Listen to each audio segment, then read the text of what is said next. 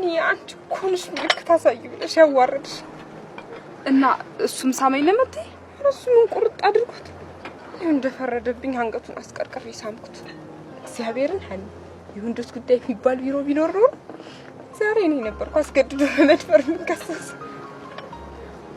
ኦይ ማለቴ መጀመሪያ እንዴት መጀመሪያማ አንቺ ምልክት አሳዩ ያላልሽ ከዛ በኋላ በምልክት ብለው ብሰራው ውሃ ቢወቅጡት እንቦጫ የሆነ ቢመስልሽ ከዛ በኋላ ሀኒ እንደምንም አይኔን በጣም ይህ ፊልም እንግዲህ በሁለት ዓለማት መካከል የተሰራ ፊልም ነው። እንግዲህ አንዱ ኢትዮጵያ አንድ አሜሪካ እና የሚገርማችሁ የሁለት ዓለም ሰዎች ናቸው። አንዱ አይናፋር ነው፣ እሷ ደግሞ ፈጣጣ ናት ምናምን።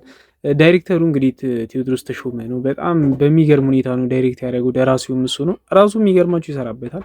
እነ ሰለሞን ቦጋለ አሉበት። እንግዲህ አስቡት፣ የሚገርም ብሌን ማሞ በዚህ ልክ ትወና ትችላለች።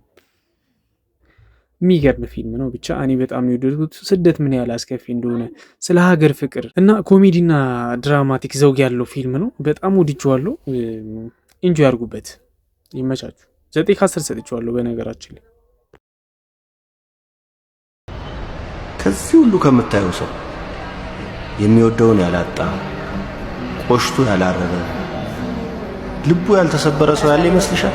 አይመስለኝም። እና ታዲያ እና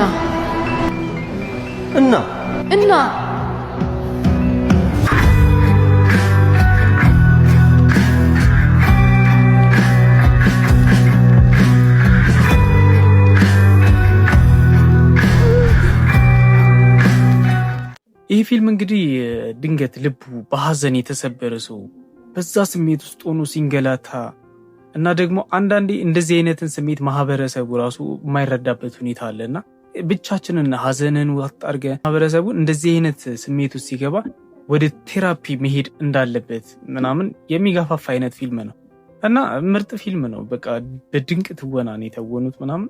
ሀገረኛ ፊልም ነው። በጣም ወድጄዋለሁ። አድማሱ ነው የሚሰራበት ምናምን። ጽድት ያለ ፊልም ነው። ብቻ እዩት እና ለዚህ ቻናል አዲስ ከሆናችሁ ደግሞ ላይክ እና ሼር፣ ሰብስክራይብ ማድረጋችሁን እንዳትረሱ።